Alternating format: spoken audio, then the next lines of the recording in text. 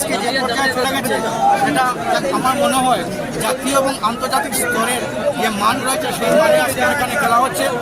সবচেয়ে বড় কথাটা হচ্ছে আমরা যারা গ্রামাঞ্চলের মানুষ যারা যেসব স্টারের খেলা দেখার কোনোদিনই ভাবতে পারিনি সেই সব খেলোয়াড়দের যে আমরা খেলা অনুভব করছি এবং সরাসরি দেখছি। পাশাপাশি আরেকটা কথা, অনেকেই বলছেন যে মাতৃভূমি কাপে স্থানীয়রা বঞ্চিত হচ্ছেন।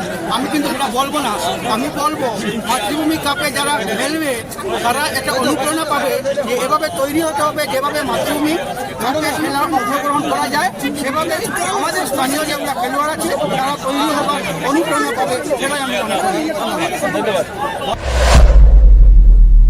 শুভেচ্ছা জানাই।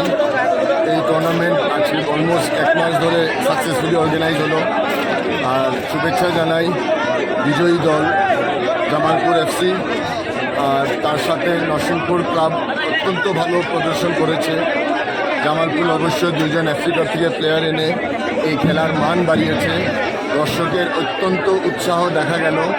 আর এইটাই মাতৃভূমির প্রত্যেক বছর যে ফুটবল অর্গানাইজ হয় তার সার্থকতা। লোক এই জমায়েত হয়, এই খেলার সার্থকতা হয়। দর্শকদেরও আমি অত্যন্ত অভিনন্দন জানাই।